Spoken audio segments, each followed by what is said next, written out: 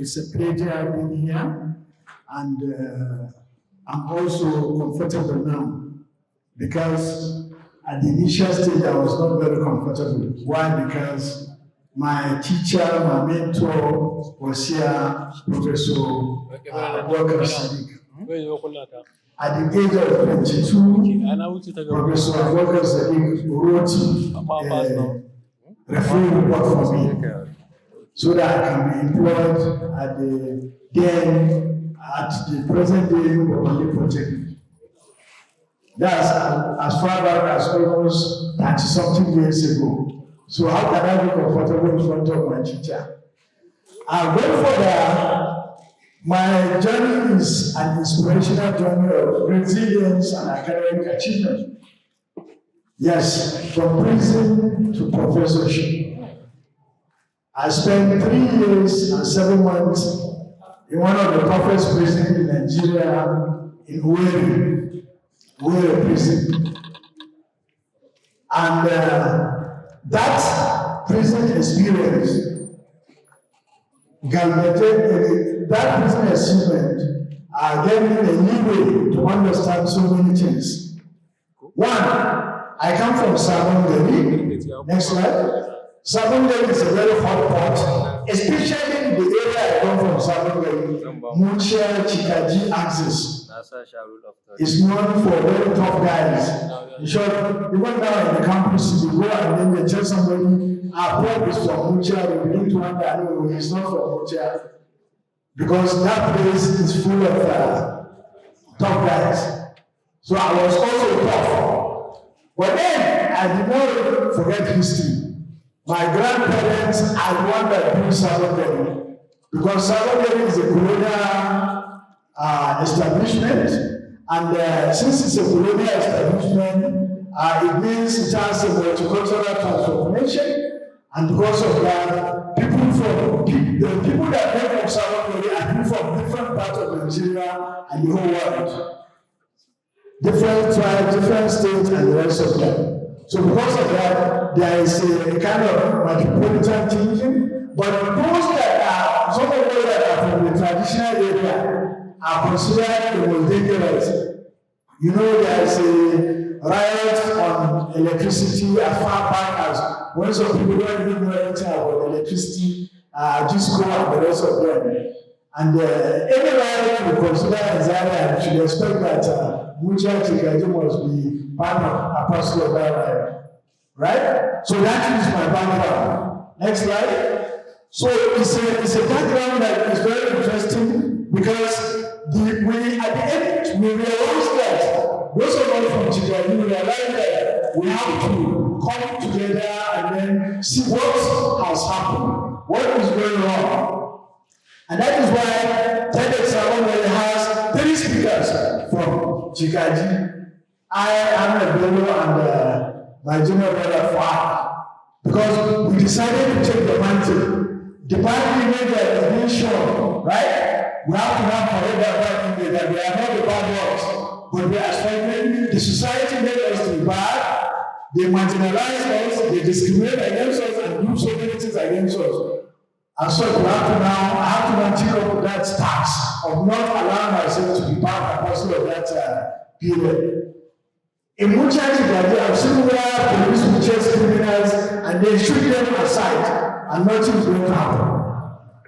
Right? So therefore, when I went to the prison,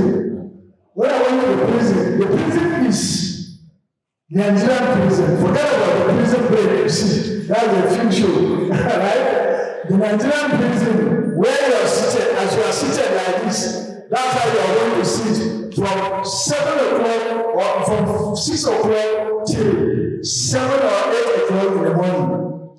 They arrange us to sleep in, just like you arrange firewood. That's how we all sleep in the night. But fortunately for me, I was taken to the executive side, where I was doing a program because I went there as a graduate. But there has to be story time. Everybody must give a story about why he is in the prison. And nobody will see during that period of time. You must listen. So we hear people who said, I I killed my sister. We hear people say, I slaughtered my mother. We hear people say, that's anger that took place there. I was the one that led the team. Right? And then somebody will come and say, this is nonsense. Even just yesterday before I was born here, I've killed almost 20 people. And again, the next thing you hear is that you will not hear the story of somebody who say, tomorrow by my judgment day, I feel come back and I don't feel come back home. If the judgment is positive, that means he's going to be jailed. And you will move from that room to another room.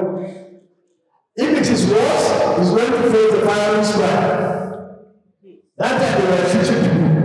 So he will come back, they will allow you to come back to the room and talk to us. Somebody will hold you and tell you, bros, I don't know how we will meet again. Maybe they will kill me tomorrow. I don't know what will happen. Another guy just met me and he said, bros, you are a good person. No candidates are idea go out. You never know anywhere, right? So what was the option for me? I have to repair my sanity because people go crazy in the prison here. Go and check the statistics of the politicians in Nigeria who were jailed during the time of Buhari. Most of them died 3 months, 2 years, 4 years after coming out from prison. So in my own case, I have to now decide on what to do. Do I join the bank robber or do I take another step? So I took another step. What is that step? I went and learned shoemaking. I become a cobbler. I become a barber. So I had a barbering salon in the prison there. We call it graduated barbers. So prisoners come to me, I shave them, I barb them. Warders come to me, I shave them, I barb them. My brother Ahmed Bello is here. You ask him about health. There was always health issue. That was the beginning of my loss of sight. Because I could not be able to see well. Because if it is weekend, they will lock us up. We cannot come out. From Friday, we cannot see the sun again till on Monday. And that Monday, you have to wait till after the parade. So you only see a glance, just like you see this globe. That's how you see the sun in your room. So because of that, we all have to maintain some degree of sanity. And one of the ways we need to save ourselves is we have to find a way of survival. One of the surviving techniques I told you, I've learned those today. Then the other surviving technique is I have to learn to speak Igbo. So, even out there, when I was there, I was called Uwadegu. Uwadegu because I learned Igbo very fast. Uwadegu in Igbo language means somebody who is wonderful. Because I had to survive.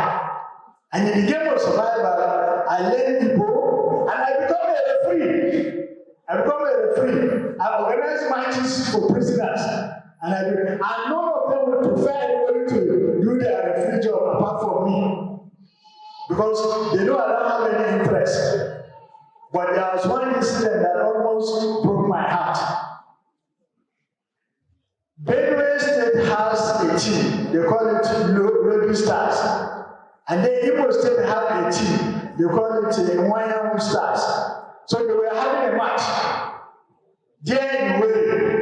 Some prisoners came and met me and told me, referee, let I tell you how if we lost, you are going to be in soup. You are no more going to be a referee. So I have to pray. Oh Allah, look at my situation. If these people lost, I will be in soup. Because everybody that goes to prison, you must learn how to turn your spoon to a knife. So we take a spoon, sharpen it till it becomes a knife. So I had to, as a typical Hausa man who comes from Mucha Chikaji and used to use of knife and the rest of them, so I almost have 2-4 knives on me anytime I'm going to somewhere. So you can see why I'm telling you this story is because I never allowed the situation I'm in to allow me to go on, to become crazy. Because in the prison, you meet people who become crazy totally. Off head, totally. They walk naked. Right? So, when they finish the match, we are able to win. Iwanya Star won because I become Owadelu. So they won the match. Right? So when they won the match, my life become normal again. So, but fast forward. When I came back from prison, I went back to my place of employment. I was a lecturer, a young lecturer in the Polytechnic here in Zaria. And I decided to transfer my appointment to Federal Polytechnic Nassau. Then the prison issue came up again. So people wrote petition, I'm an ex-convict, and as such, I'm not qualified to be employed in any federal government establishment. And the school had to suspend me. So I was unemployed for some time. But do you know what I did? I quickly come back to ABU, dusted I finished my coursework in my master's, so I came back and dusted my coursework. Some people are saying, look at this guy without a job. And he's now coming back for master's. And even if he gets his master's, where is he going? He's an ex-convict. So I was fighting a war of segregation, discrimination, because I'm an ex-convict. But nobody knows my face, because my life continued as it's supposed to be. I never cared. I went to lectures and the rest of them. Meanwhile, I was struggling for presidential amnesty. They don't know. So I got my presidential amnesty. Obasanjo, as a head of state, get the presidential amnesty. And they gazetted the presidential amnesty. I could remember the Minister of Justice then, Justice Barrister Senior Advocate Payo Ojo. He signed the gazette and then it was published. I now produced it to the school. The school now said, you are no more, anybody who calls you an ex-convict now, you should take him to court. Because you are no more an ex-convict. The Nigerian government has cleared your name. So as I'm standing now, I'm not a prisoner. No problem, a prisoner. I've already gotten, I have equal right with you and everybody, right? So fast forward, the lesson I got from the prison, now I have to now put it into practice. Because it was an issue of discipline. I have to be disciplined and very purposeful. Because I attended Almajiri School. Up to now, the Almajiri School I attended is there in Mucha. Open the second, but open the second open the second power, opposite NTC, near NTC. That's where I attended my Almajiri School. And I was tutored. I'm well versed in Islam. So I had Iman, I have Qadara, I know what it is like. So I have to now stop it. I did not allow that to shake me off. So fast forward, because some of the people are resilient people, committed people, and the rest of them. So fast forward, because of that purpose I have, because of that fast forward I have to now do some academic work. While some of my colleagues, there is a person I know who came as lecturer in ABU. While I came from Polytechnic as a senior lecturer, and I'm supposed to be at least, lecturer 1. They said no. So they gave me graduate assistant. I said no problem. Some people were complaining, why should you collect graduate assistant? I said, somebody who has survived that prison, anything you give him, you cannot deter him from doing anything. So, from a graduate assistant, I continue publishing. I became a lecturer 1 together with that person that was employed as lecturer 1 with me while I was a graduate assistant. So when he got to associate professor, he the only person with 1 year, I become an associate professor. And I didn't complain to anybody. I keep on doing my activities, organizing our youth forums and the rest of them, grooming. I become a patron of Junior Chambers International in ABU. Up to now, I'm their patron. I become a patron of the Program Club. Up to now, I'm a patron of the Program Club. I become the staff advisor of my departmental association for many years, and I organize a talk shop for students. We are now organizing the 4.0 talk shop, right? So, fast forward.